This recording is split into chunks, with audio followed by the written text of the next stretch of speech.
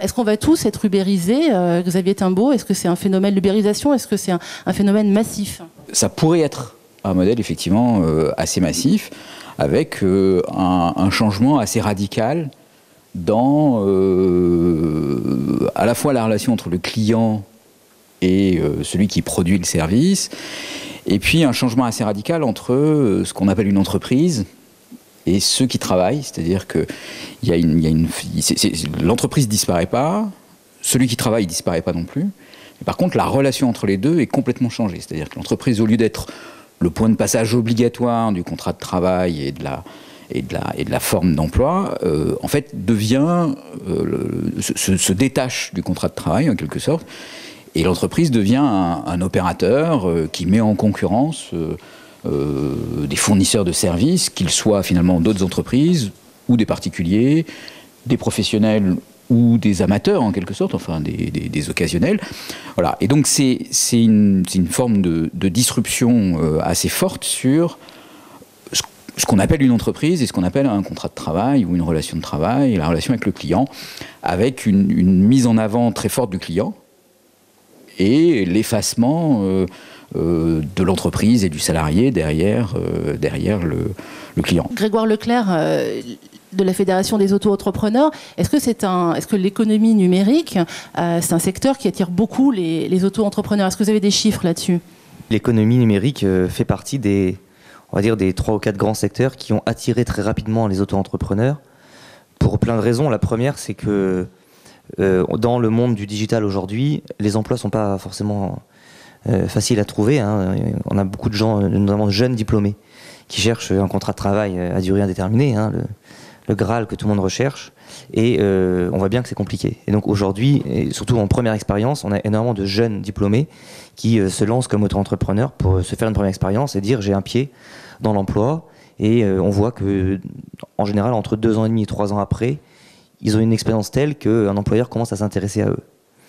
La deuxième chose, c'est qu'on a aussi beaucoup de métiers qui sont très techniques, notamment dans le métier du digital. Vous n'avez pas besoin d'un community manager, vous n'avez pas besoin d'un graphiste, vous n'avez pas besoin d'un consultant SAP à temps plein.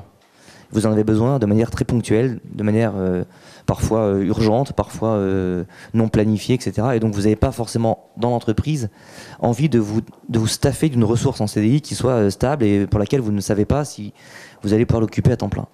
Et donc les besoins des entreprises sont très clairement des besoins de flexibilité et de souplesse. Et les prestataires qui sont capables de se vendre, et dans le monde du digital, ça se fait depuis toujours, les prestataires qui sont capables de se vendre à la journée, en régie ou au forfait à quelques centaines d'euros la journée, c'est un peu culturel. Je me tourne vers vous, Adam Lévy-Zoberman. Vous êtes cofondateur de costockage.fr. Pour les gens qui ne connaissent pas Costockage, c'est un site qui met en relation des particuliers qui ont besoin d'espaces de stockage avec d'autres particuliers qui peuvent louer ces espaces. Alors, vous annoncez la couleur, vous dites que vous êtes 30 à 50% moins cher que les entreprises installées qui ont pignon sur rue. Comment vous expliquez ce modèle économique qui est très compétitif? Costockage, c'est un garde-meuble entre particuliers. Donc l'idée, c'est de mettre en relation une ressource qui est rare, hein, qui est l'espace, notamment dans les villes, avec une demande pour de l'espace, en l'occurrence de stockage, des gens qui veulent y mettre des cartons, des meubles ou des marchandises quand c'est des professionnels. La différence entre notre service et celui qui est offert par les professionnels du secteur du stockage, c'est qu'on n'a pas à construire d'entrepôt, on n'a pas à les staffer, c'est-à-dire à y mettre du personnel, et nos coûts marketing sont bien plus réduits. La conséquence, c'est qu'on est en mesure d'exploiter des mètres carrés qui sont déjà présents, qui sont là, qui sont latents, qui sont vides, qui servent à rien, sur lesquels les propriétaires payent des charges, payent des impôts, payent un loyer parfois, payent un remboursement d'un emprunt, et qu'on va leur permettre auquel on va leur permettre de contribuer aux frais grâce à la location, en l'occurrence pour du stockage. Mais c'est un modèle qui est le même que celui d'un Airbnb, d'un Drivey qui va exploiter des voitures qui ne sont pas utilisées, etc. On est une toute petite boîte encore, mais oui, on crée de l'emploi, on crée des postes des gens qui vont être des commerciaux, on crée des postes de gens qui vont faire du marketing, qui vont faire du service client, etc. Maintenant, effectivement, les gens qui fournissent de l'espace chez nous ne sont pas nos salariés. Ce sont des propriétaires qui cherchent à rentabiliser un bien dont ils disposent. Et est-ce qu'on les rémunère? Oui, non seulement on les rémunère, mais en plus, le service est gratuit pour eux. Dans notre cas, c'est pas toujours le cas sur toutes les plateformes, mais chez nous, un propriétaire qui va louer, disons, sa cave pour 100 € par mois, va toucher 100 € par mois. Nous, on va ajouter une commission qui sert à fournir une assurance. Qui est de 20% à peu près? Qui est environ de 20%. Qui sert à payer l'assurance, qui sert à payer le service client, qui sert à avoir un système de paiement qui va simplifier beaucoup la transaction, puisque l'argent va être prélevé d'un côté et reversé de l'autre. On est dans un mode où on essaye de simplifier la vie au maximum des deux parties, et notamment du propriétaire, qui est en fait plutôt plus un partenaire dans notre cas qu'un employé. Xavier Timbaud, aux États-Unis, le débat de l'ubérisation est plus ancien. Est-ce qu'on va devenir tous une société de freelanceurs? Est-ce que c'est possible? Est-ce qu'on peut devenir une société de freelanceurs? Sans doute, oui, c'est possible. On peut imaginer ça. On peut. Dans la théorie de la firme, en fait, une entreprise, ça existe parce que c'est plus simple de faire fonctionner la relation de travail à l'intérieur de l'entreprise, parce qu'on n'a pas de marché qui pourrait le faire fonctionner. Et donc, ça justifie l'existence de l'entreprise et de contrats implicites, de contrats longs entre les salariés, entre eux et l'entreprise qui porte une marque, mais qui est aussi, d'une certaine façon, constituée par le savoir-faire des salariés. Donc, se crée une relation complexe. Et voilà. Alors, l'ubérisation, par le numérique ou par ce genre de forme de disruption, peut conduire à, en fait, créer des marchés pour ce qui avant était hors marché, et donc à faire bouger le périmètre de l'entreprise. Et la vraie question que ça pose, c'est pas tellement est-ce que ça détruit ou crée des emplois, parce que au final, par exemple dans le cas des co-stockages, ça permet de mieux utiliser le capital. Donc on peut dire que globalement ça représente une économie pour tout le monde. Il y aura besoin de moins construire d'entrepôts. Alors, ça fera moins d'emplois dans les entrepôts, mais ça ferait plus d'argent qui pourrait être utilisé ailleurs. Donc, peut-être qu'on pourra l'utiliser pour aller au cinéma ou pour manger des glaces. Donc, finalement, ça peut avoir un contenu en emploi plutôt positif, au final. Donc, en soi, je ne pense pas qu'on puisse faire le procès d'une destruction d'emplois.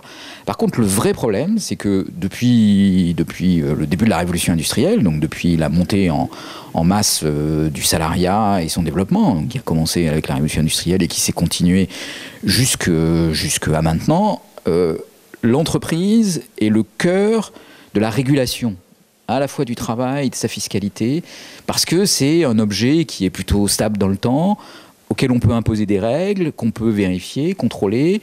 Il y a des syndicats dans l'entreprise qui constituent des contre-pouvoirs. Il y a des contrats qui sont écrits, qui définissent les relations entre le salarié et l'entreprise, sur qu'est-ce que c'est qu'un travail, jusqu'où on peut aller, à quel moment ça devient pénible, à quel moment ça devient abusif. Tout un tas de choses. Alors, parfois, certains se plaignent de ce que ça constitue un cadre extrêmement contraignant qui empêche de faire des choses. Bon, de l'autre côté, il faut quand même être clair, c'est précisément ça qui a permis de développer les sociétés modernes avec une relation plus apaisée autour du travail. Et c'est ça le problème que pose l'ubérisation ou la transformation en freelance, c'est qu'est-ce qu'on fait de toutes ces régulations? Alors aujourd'hui, elles sont limitées à quelques cas, on parlait des programmeurs dans le digital. Bon, c'est un sous-domaine particulier dans lequel il peut y avoir des problèmes d'ailleurs d'exploitation de certains. Généralement, ils sont plutôt protégés par le fait qu'ils ont un fort capital humain, qu'ils savent se défendre, qu'ils ont une forte rentabilité. Donc ça leur permet de... Finalement, les régulations qui ne sont pas offertes par le Code du travail, ils arrivent à les retrouver et à les reproduire par leur pouvoir de marché, en quelque sorte.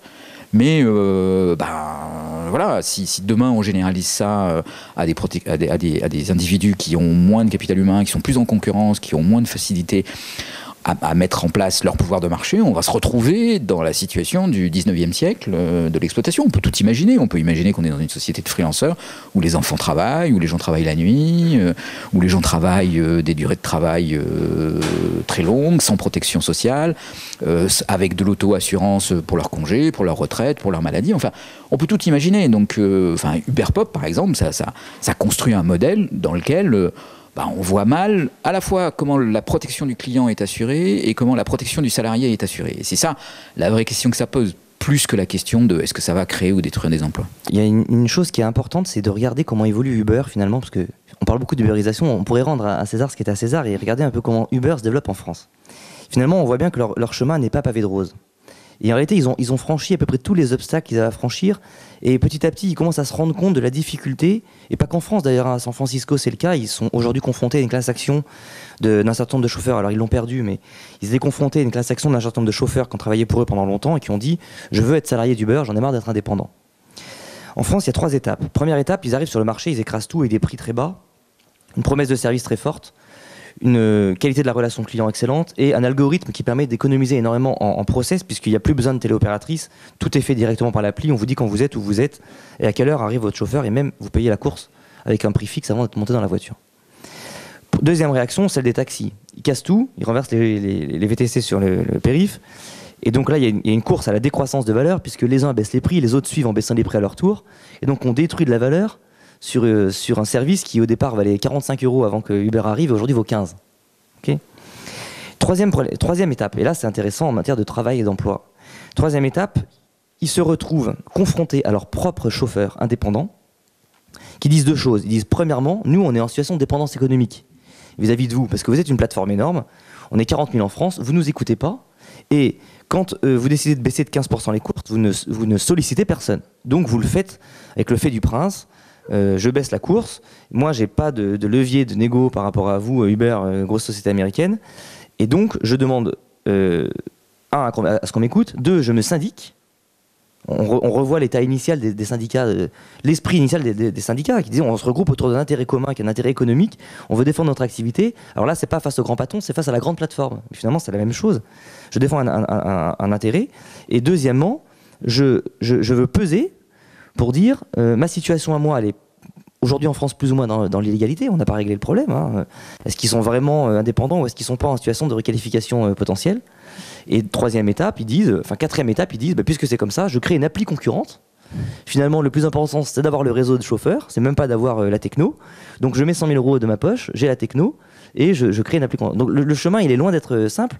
Et donc l'ubérisation, c'est pas juste des gros moyens et une appli, et puis voilà. Dans la manière dont les politiques conçoivent ce phénomène et dans la manière dont ils ont décidé de s'en saisir, on a du retard. On a du retard. Globalement, le phénomène de la massification de ces modèles-là et de son emprise sur notre modèle social, notre modèle fiscal, notre droit du travail, la formation de nos étudiants et même de nos salariés d'aujourd'hui, ce sont des enjeux qui ne sont pas encore très bien pris en main. Il a fallu attendre la loi d'Emmanuel Macron et la commission Terrasse pour que les choses commencent à bouger. Et globalement, il n'y a que lui qui aujourd'hui commence vraiment à faire avancer les lignes. Du côté des responsables politiques de manière générale, on est quand même sur des positions où on essaie toujours de concilier les deux, en disant il y a l'économie traditionnelle d'un côté qu'il faut quand même entretenir, sur laquelle il ne faut pas se braquer, parce qu'il y aura toujours ces modes-là un peu monopolistiques, cette rente un peu présente des taxis, des hôteliers, des restaurateurs, voilà. Et de l'autre, il faut bien qu'on accompagne les startups, parce qu'on a au fond une problématique importante. La première problématique qu'on a, c'est qu'on ne crée pas d'emploi. Ouais. Et que de toute façon, on en revient toujours au même. On a beau tourner le sujet dans tous les sens. Il faut qu'on remplace notre logiciel historique des 60 dernières années, je crée des emplois, par je crée des revenus. Le vrai problème, il est là. Alors c'est peut-être très libéral de dire ça. Moi, je ne suis pas un ultra-libéral, je suis juste un pragmatique. Je vois bien qu'aujourd'hui, il y a 1 million de Français qui n'avaient pas de... En tout cas, il y a 450 000 demandeurs d'emploi qui n'avaient pas d'emploi. Ils ont créé leurs propres revenus. Aujourd'hui, ils en vivent plus ou moins bien, avec parfois une précarité très forte, mais qui, en tout cas, psychologiquement et matériellement, leur va mieux que d'être demandeur d'emploi en fin de droit. Je pense qu'on ne peut pas penser que, par exemple, le statut d'auto-entrepreneur ou la création d'entreprises individuelles puisse être une solution au chômage. Enfin, d'ailleurs, la France est probablement aujourd'hui dans le monde, ou en tout cas dans le monde développé, un des pays où je pense qu'il y a le plus de création d'entreprises par habitant. Voilà. Bon, alors, il n'empêche qu'avec ce taux phénoménal de création d'entreprises, on continue à avoir du chômage. Il n'a pas été démontré non plus que c'était effectivement un premier pied dans le retour à l'activité. C'est-à-dire qu'il y avait une trajectoire qui consistait à dire, tiens, je suis au chômage, je me mets auto-entrepreneur, je commence avec 300 € de revenus par mois. Et puis petit à petit, je retourne dans l'emploi et 5 ans après, j'accède au CDI. On va terminer sur la fiscalité. Alors, Adam Lévy-Obermann, vous avez participé à ce rapport confié au député socialiste Pascal Terrasse. Est-ce que vous êtes favorable à une fiscalité déjà sur les particuliers qui tirent des revenus de l'économie collaborative?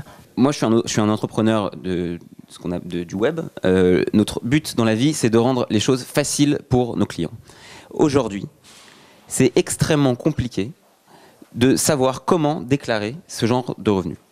C'est une question d'expérience, typiquement, de comment on fait. Même si je suis de bonne foi et je suis honnête et je veux déclarer mes revenus, je ne sais pas comment faire. Parce que c'est très compliqué, parce que ma feuille d'impôt, elle arrive, elle n'est pas prévue pour ce genre de revenus. Et donc, je suis juste perdu face à un formulaire. Ce que moi, je pense être la bonne solution, c'est de simplifier la vie des gens qui veulent être honnêtes et de faire exactement comme on fait aujourd'hui sur une feuille d'impôt que vous recevez si vous êtes salarié, elle est pré-remplie. L'idée, c'est ce que vous disiez tout à l'heure, de pré-remplir les feuilles d'impôt avec le plus de revenus possible pour que, en gros, la personne qui est imposée n'ait plus qu'à signer en bas. Voilà. Ou de le faire en ligne, ce qui est encore mieux. Donc oui, pour répondre simplement, oui, je suis pour la fiscalité sur tous les revenus. Aujourd'hui, on voit bien, on parle d'ubérisation. C'est un grand chapeau qui couvre beaucoup de réalités économiques très différentes, puisqu'on voit bien quand même qu'on a d'un côté les plateformes dites collaboratives, à la mode Blablacar, qui sont quand même pas des activités pour le client final et pour l'utilisateur final à but lucratif. Le but étant simplement de partager les frais. Et puis on parle d'autre côté des activités de mise en commun ou de plateformes ubérisatrices qui sont en fait très capitales. C'est du capitalisme pur et simple. On crée une marque, on a désintermédié les acteurs, on fait intervenir d'un côté des indépendants, qui sont parfois des particuliers, parfois des professionnels, de l'autre des clients, on crée une nouvelle relation client, et tout ça, ça se repose sur une digitalisation parfaite. Ce que le régime de l'auto-entrepreneur permet de régler comme problématique, au moins une, c'est la problématique de la fiscalité de ces activités. Pourquoi ? Parce qu'on voit bien que dès qu'on est particulier, imaginons j'ai une cave chez moi, je suis client chez EcoStockage. Dès que je dépasse un volume de chiffre d'affaires important de 3 000 € par an, je suis hors la loi. Je suis dans l'illégalité la plus complète puisqu'en fait je fais une activité dite professionnelle. Je dis je suis un particulier, j'ai pas de statut, mais en réalité c'est faux. Je suis dans une activité totalement lucrative, professionnelle, de location d'un bien à un but totalement lucratif. Et donc, si je ne me déclare pas comme auto-entrepreneur, je suis hors la loi. Donc finalement, une des vraies problématiques, avec quelques détails, mais avec la problématique, au moins avec la solution de l'auto-entrepreneuriat, on règle ce sujet-là, qui est de légaliser, à la fois en termes de charges sociales et de fiscalité, de légaliser cette activité naissante qui aujourd'hui touche 1 million de Français, 1 100 000 Français, et je pense demain 2 ou 3 millions. Très bien, écoutez, merci beaucoup. On va passer à la seconde table ronde. Merci.